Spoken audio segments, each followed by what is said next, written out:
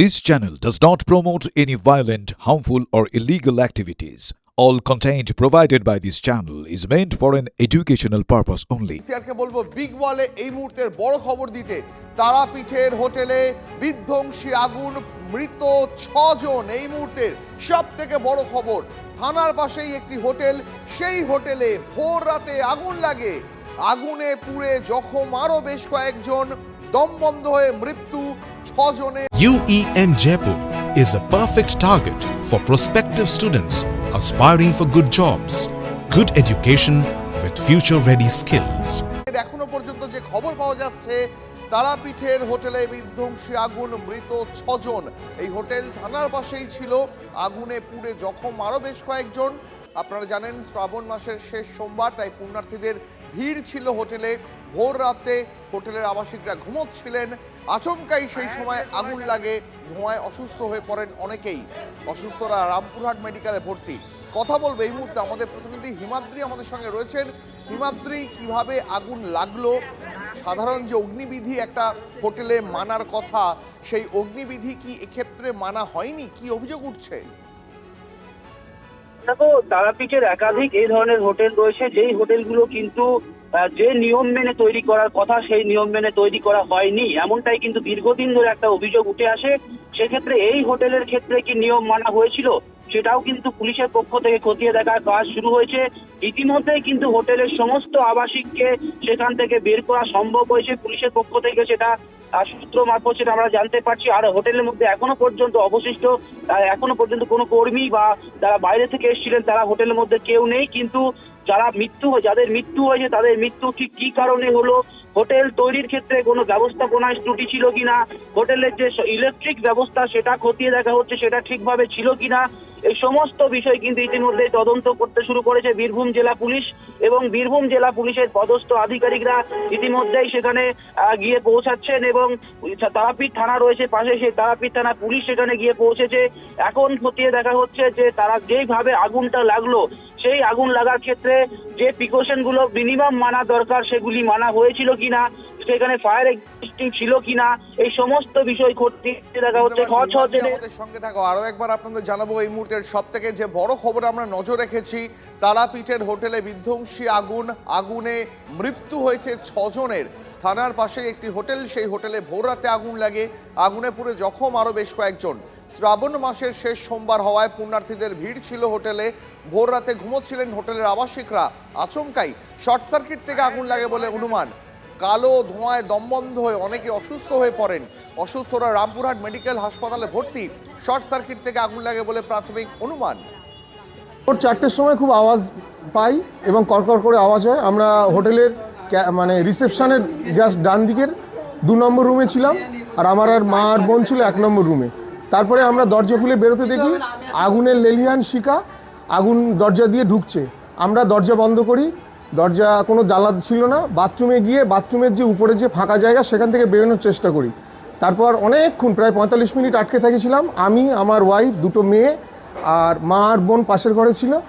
Last of all ওই তারাপীঠ থানাতে বারংবার ফোন করার পরে ওনারা এসে দরজা ভেঙে আমাদেরকে উদ্ধার করেছে। আমরা তো সেফ, পুরো ফ্যামিলি সেফ আছে, কিন্তু এখন নিচে কি হয়েছে সেটা তো আমরা বলতে পারবো না। আমরা দোতলায় ছিলাম। কি থেকে আগুন লাগায় এমনি কিছু কি জানি? এরা তো বলছে শর্ট সার্কিটে হতে পারে, সামনে কিচেন আছে, কিচেনের থেকেও হতে পারে।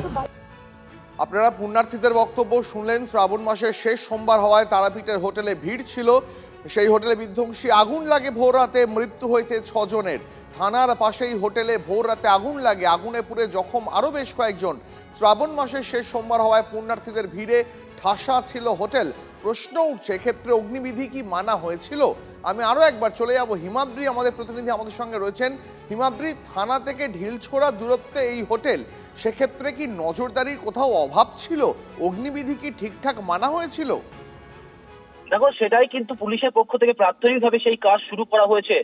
যে হোটেল ছিল সেই হোটেলে যে বানানোর পরিকাঠামো, হোটেল বানানোর সময় কিন্তু একাধিক নিয়ম মানতে হয়। একটি হোটেলের সাথে আরেকটি হোটেলের ডিস্টেন্স, হোটেলের সামনে যাতে ফায়ার ব্রিগেডের গাড়ি যেতে পারে তার যে রাস্তা, সেই রাস্তা ছিল কিনা, পাশাপাশি ইলেকট্রিক যে সংযোগ, সেই ইলেকট্রিক সংযোগ ঠিকঠাক ভাবে নেওয়া হয়েছিল কিনা, তার পারমিশন, তারাপীঠের যে ডেভেলপমেন্ট কমিটি রয়েছে, তারাপীঠ রামপুরহাট উন্নয়ন পর্ষদ রয়েছে, তার পর্যবেক্ষণ সমস্ত কিন্তু খতিয়ে দেখা হচ্ছে। কারণ এই টিআরডি এর কিন্তু দুর্নীতির কথা আমরা গতকালই শুনেছিলাম। আশিস ব্যানার্জির মৃত্যুর ঘটনায় কিন্তু বারবার এই টিআরডি এর দুর্নীতির কথা উঠে এসছে।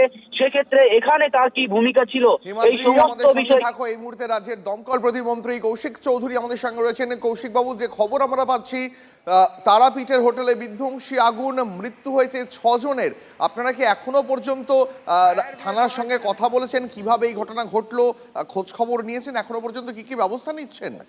হ্যাঁ দেখুন, আমি কলকাতা থেকে রওনা দিয়ে দিয়েছি তারাপীঠের উদ্দেশ্যে, সেখানে আমি যাচ্ছি। আমাদের অন্যান্য অফিসাররাও যারা কলকাতা থেকে তারা রওনা দিয়েছেন, তারা যাচ্ছেন। স্থানীয় যারা অফিসাররা আছেন তারা ঘটনাস্থলে আছেন। তো আরো ডিটেলসে জানার পরে বুঝতে পারবো সঠিক কারণ কিভাবে লেগেছে। তবে ঘটনা খুব মর্মান্তিক, দুঃখজনক। এর পেছনে যারা আছে, যারা ধরুন এই ধরনের হোটেলের পারমিশন দিয়েছে, আবাসনের পারমিশন দিয়েছে এরকম ঘিঞ্জিত অবস্থায়, তো সেই সব দিক খতিয়ে দেখা হচ্ছে।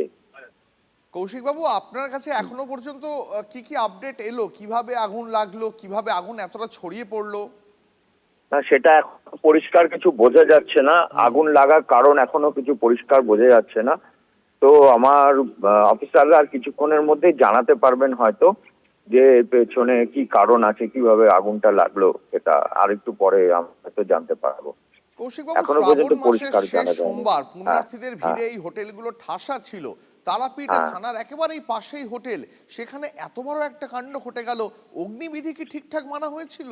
সেটা দেখার বিষয় আছে। সেটা অফিসাররা তদন্ত করবেন, খুঁটিয়ে দেখবেন যে অগ্নিবিধি মানা হয়েছিল কিনা, ফায়ার প্রোটোকল কিভাবে মানা হয়েছিল, কি কমি ছিল, সেই সমস্ত দিক খতিয়ে দেখবেন। আপনারা কি এখনো পর্যন্ত কোনো গাফিলতির ইঙ্গিত পাচ্ছেন? না, সেটা তো দেখতে হবে। কারণ হচ্ছে এত বড় একটা ঘটনা ঘটেছে, গাফিলতি থাকতেই পারে। তো সেই কারণগুলো দেখা হবে। আমাদের কলকাতা থেকে অফিসাররা যাচ্ছেন, তারা অনেক টেকনিক্যালি সাউন্ড, তো তারা দেখবেন বিষয়গুলো। তার কৌশিক সাথে বাবু, এত বড় একটা ঘটনা ঘটে গেল, তারাপীঠের হোটেলগুলো এই সময় ভিড়ে ঠাসা, বুঝতেই পারছেন শ্রাবণ মাসের শেষ সোমবার। সেখানে শুধুমাত্র যে 6 জনের মৃত্যু হয়েছে তাই নয়, আরো বহু মানুষ তারা এই মুহূর্তে অসুস্থ হয়ে রামপুরহাট মেডিকেল হাসপাতালে ভর্তি। ওখানে ধোয়াতে অনেক অসুবিধা হয়েছে, অনেকে হয়তো সেন্সলেস হয়েছেন, তো তাদেরকে ভর্তি করা হয়েছে হাসপাতালে। তো আমি এই সমস্ত বিষয় দেখার জন্য নিজে ওখানে ঘটনাস্থলে যাচ্ছি। সমস্ত বিষয়টা আমার নিজের নজরে আনবো, তারপরে সম্মানীয় মুখ্যমন্ত্রীকে বিষয়টা আমি জানাবো। কৌশিক বাবু, যদি গাফিলতির প্রমাণ পান তাহলে কি ব্যবস্থা নেবেন? নিশ্চয়ই ব্যবস্থা হবে। যে কোনো স্তরে গাফিলতি যদি প্রমাণ পাওয়া যায় তাহলে অবশ্যই ব্যবস্থা হবে। ধন্যবাদ আপনাকে।